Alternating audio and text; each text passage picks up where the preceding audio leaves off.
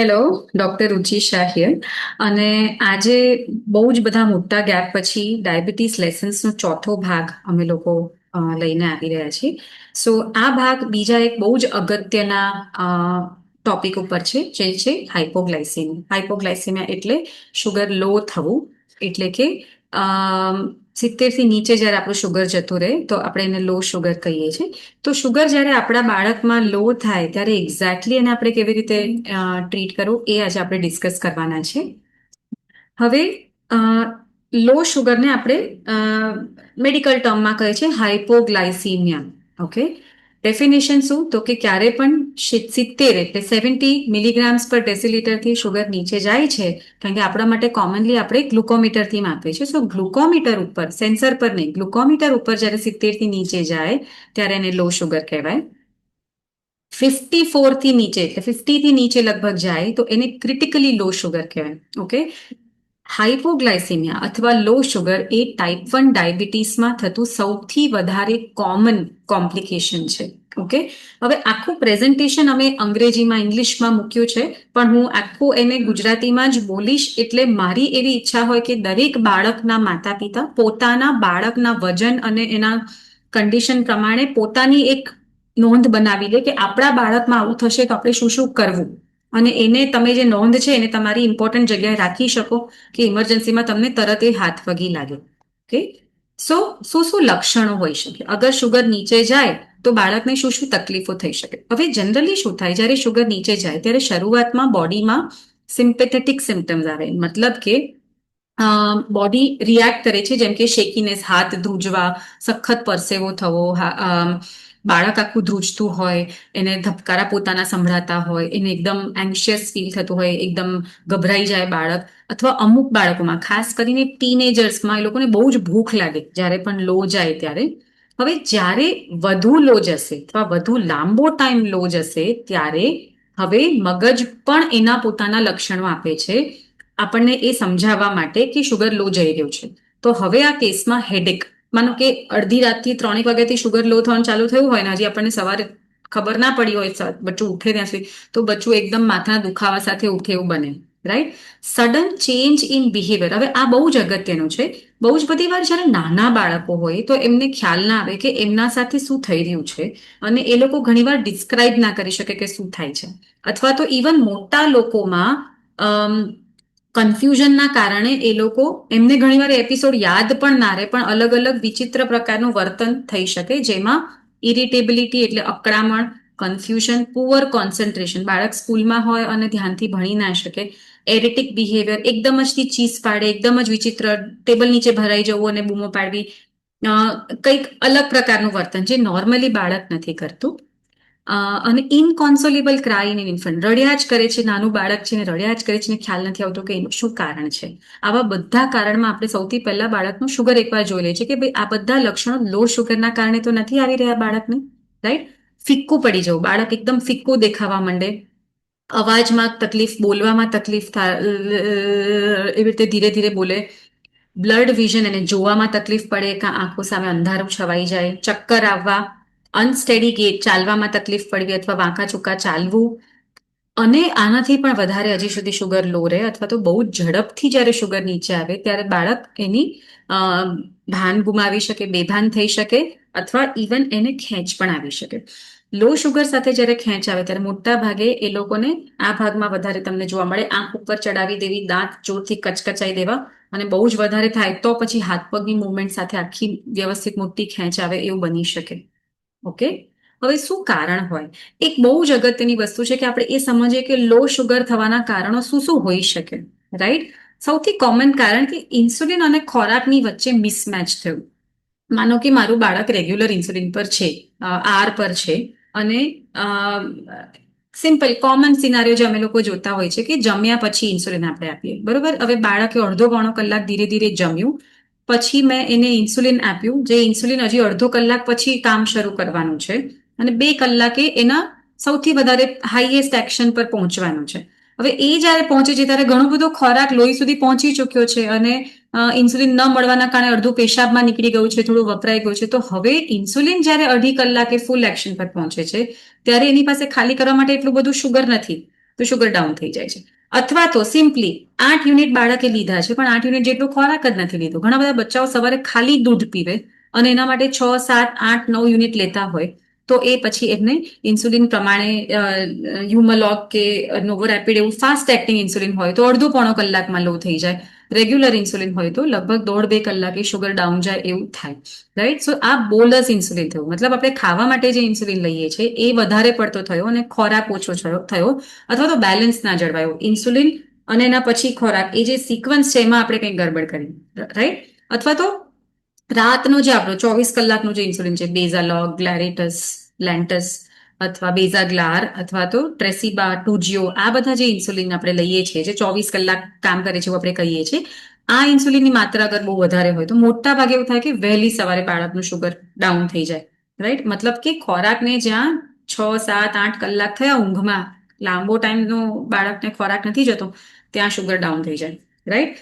Physical activity. સો બાળકે 4:30 વાગે sugar check કર્યું, ડોઝ લીધો અને પછી તરત 5 વાગે બાળક રમવા જતું રહ્યું. એટલે ઇન્સ્યુલિન પીક એક્શન પર છે. ખાવાનું પૂરું હજી આવે ના આવે અને એકદમ બાળકે રમવાનું શરૂ કરી દીધું અને શુગર ઓછી થઈ ગઈ. રાઈટ. સો અલગ અલગ કારણો હોઈ શકે. ઇવન બાળક બીમાર છે, માનો કે ડાયરિયા, વોમિટિંગ પ્રકારનું કંઈ થયું છે, આંતરડા પર સોજો આવી ગયો છે, તો ખોરાક જે છે એ જોઈએ એવો ઓબ્ઝોર્બ જ નથી થઈ રહ્યો. ખોરાક આંતરડામાંથી લોહીમાં શુગર પહોંચતી જ નથી તો પણ શુગર લો થઈ શકે. રાઈટ. સો લો થવાના ઘણા બધા કારણો હોય. અગર કેરફુલી આપણે સમજવાનો ટ્રાય કરીએ કે કયા સમયે થાય છે, એના આગળના સમયમાં આપણે કયું ઇન્સ્યુલિન આપેલું છે, તો આપણને ધીરે ધીરે ખ્યાલ આવશે કે કોણ જવાબદાર છે લો માટે. રાઈટ. હવે આ અમુક પ્રકારના શબ્દો અમે ક્યારેક ક્યારેક વાપરતા હોઈએ છીએ. થોડુંક સમજવું એટલા માટે જરૂરી છે કેમ કે જેમ જેમ આપણા ડાયાબિટીસના વર્ષો જાય એમ એમ આપણને લો શુગરનો ભય થોડોક વધારે વધે જ્યારે હાઇપોગ્લાયસીમિયા અનઅવેરનેસ હોય. હવે એ શું છે, કોઈ બાળકના શુગર બહુ જ વધારે વારે વારે લો જાય છે, 50-60 તો બાળક માટે માનો કે બહુ જ કોમનલી જાય છે, તો એ બાળકમાં જે આ શરૂઆતના જે મેં ડાબી બાજુ જે લક્ષણો લખ્યા હતા કે ધ્રુજવું, હાથ પગ ધ્રુજવા, હૃદયના ધબકારા વધી જવા, પરસેવો વળો, આ બધા લક્ષણો ઘણીવાર ના આવે અને બહુ જ શુગર 20-30 પર પહોંચી જાય ત્યારે સીધું બાળક બેભાન થઈને પડે. એટલે શરૂઆતના લક્ષણો જ્યારે મિસ થઈ જાય એટલે બાળકને લક્ષણોની અવેરનેસ નથી આવતી, એને હાઇપોગ્લાયસીમિયા અનઅવેરનેસ કહેવાય. કોઈ બાળક બહુ જ લો શુગરમાં વારે વારે રહેતું હોય તો આ સિચ્યુએશન થઈ શકે અને એને આપણે રિવર્સ કરી શકીએ ધીરે ધીરે ધીરે શુગરને નોર્મલ કરીને. સુડો હાઇપોગ્લાયસીમિયા એટલે શું કે ભાઈ કોઈક વાર એવું થાય કે એકદમ મેં ઇન્સ્યુલિન આપ્યું છે 300 થી 80 સુધીમાં આવવાની જર્ની ખાલી અડધો કલાકમાં થઈ ગઈ, બહુ જ ફટાફટ શુગર ડાઉન થયું. તો શુગર એકચ્યુઅલી લો નથી થયું, શુગર 70 થી નીચે નથી થયું, છતાં પણ બાળક લો શુગરના લક્ષણો ફીલ કરે છે, એને સુડો એટલે ખોટું ખોટું હાઇપોગ્લાયસીમિયા કહેવાય. આવું ઘણી બધી વાર શરૂઆતના દિવસોમાં થતું હોય કે બાળકનું શરીર 200, 300, 400 શુગરથી બહુ જ ટેવાયેલું હોય અને આપણે જેમ ઇન્સ્યુલિન આપવાનું શરૂ કરીએ અને શુગર ધીરે ધીરે કંટ્રોલમાં આવવા લાગે ત્યારે 80-90 શુગર પર પણ બાળકને લો ફીલ થાય. આવું શરૂઆતમાં થાય, પછી ધીરે ધીરે બોડી એડજસ્ટ થઈ જાય એ નોર્મલ શુગર સાથે. રાઈટ. અથવા તો બહુ ફાસ્ટ લો થતું હોય તો પણ આવું થાય. ફેક્ટિશિયસ હાઇપોગ્લાયસીમિયા એટલે શું કે ખાસ કરીને મોટા બાળકોમાં થતું વસ્તુ છે કે બાળક જાતે કરીને વધુ પડતા ઇન્સ્યુલિનના ડોઝ લઈ લે, કંઈક એની વસ્તુ ખાવા માટે કેમ, અને એની ગમતી વસ્તુ કોઈ ખાવા માટે, અથવા તો બહુ હાઈ ના આવે અને શુગર કોઈને ખબર ના પડી જાય કે મેં કંઈક ખાધું છે, એવું બધા કારણોથી અને એના કારણે શુગર લો થઈ જાય, એને ફેક્ટિશિયસ હાઇપોગ્લાયસીમિયા કહેવાય. આ બધી વસ્તુઓ જો વારે વારે કોઈ બાળકને લો શુગર થતી હોય તો તમે જ્યારે ડોક્ટરને અમને જ્યારે મળો છો ત્યારે આપણે એ વસ્તુની પ્રોપર હિસ્ટ્રી લઈને જોઈએ છે કે આનું શું કારણ છે. રાઈટ. હવે શું કરવાનું? શુગર લો થયું છે, શુગર 70 થી નીચે છે પણ બહુ ઓછું નથી, 54 એટલે 50 to 70 ની વચ્ચે છે, માઇલ્ડ છે, બાળક પૂરેપૂરું હોશમાં છે, એની કોઈ તકલીફ નથી, તો આપણે એને પ્લેન ગ્લુકોઝ જ આપવું પડે. લો શુગરને ટ્રીટ કરવા માટે તમે કાં તો બુરુ ખાંડ વાપરો એટલે ખાંડનો પાવડર, તમે ગ્લુકોન-ડી વાપરો, તમે ગ્લુકોવિટા વાપરો, પણ તમારે પ્લેન શુગર જ આપવું પડે. એ ટાઈમે તમે બિસ્કીટ, આઈસ્ક્રીમ, ચોકલેટ વગેરે ના આપી શકો. અને પ્લેન શુગર ગમે તેટલું નહીં, કેટલું આપી શકાય, એકદમ પરફેક્ટ જવું હોય તો બાળકનું જે વજન છે એને એનો ત્રીજો ભાગ જે આવે, જેમ કે 27 કિલોનું વજન હોય બાળકનું તો 9 ગ્રામ શુગર, બરાબર. 30 કિલોનું બાળક હોય તો 10 ગ્રામ શુગર. અને રફલી જવું હોય તો 5 વર્ષથી નાનું બાળક હોય તો 5 ગ્રામ, 5 થી 10 વર્ષ તો 10 ગ્રામ, 10 વર્ષથી ઉપરનું બાળક હોય તો 15 ગ્રામ શુગર આપણે આપવી પડે. હું સમજાવું કે 5, 10, 15 ગ્રામ એવું આપણે કેવી રીતે કરી શકીએ. હવે આ ટીસ્પૂન છે, બરાબર, એમાં આ જે છે આ ટીસ્પૂન છે. હવે આ બહુ જ સસ્તું પ્લાસ્ટિકનો આવો સેટ મળતો હોય છે ટીસ્પૂન્સ અને કપ્સનો. ટીસ્પૂન, ટેબલ સ્પૂન અને અલગ અલગ પ્રકારના કપનો એ દરેક બાળકે વસાવવો જોઈએ આઈડિયલી, રાઈટ. તો 5 ગ્રામ એટલે આ ચમચીને હું એમાં બુરુ ખાંડ એટલે ખાંડનો પાવડર, દળેલી ખાંડને ભરું છું અને ટેકરો કાપી નાખું છું, તો 5 ગ્રામ જેટલી શુગર લગભગ એમાં માય.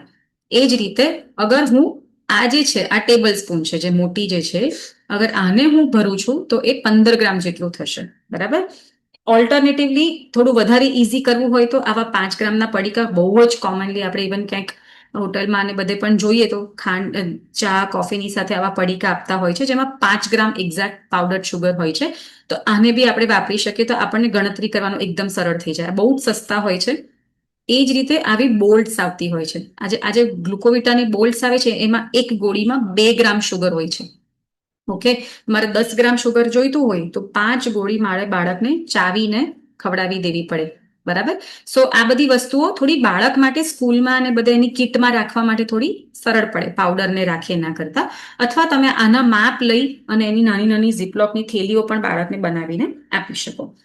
હવે અહીં નીચે એક સેન્ટેન્સ લખેલું છે, at all cost avoid giving or taking sweets, chocolates, ice creams, biscuits etcetera during low sugar. આનો શું મતલબ થાય કે અગર લો થયું છે, લે તો ફટાફટ જલ્દી બિસ્કિટ ખાઈ લે, એની ઉપર આ, એની ઉપર આ, અથવા તો આપણે ચોકલેટ આપી દીધી, કંઈ મીઠાઈ આપી દીધું, તો આ વસ્તુ આપણે નહીં કરીએ, રાઈટ. કેમ નહીં કરીએ? 2 કારણ.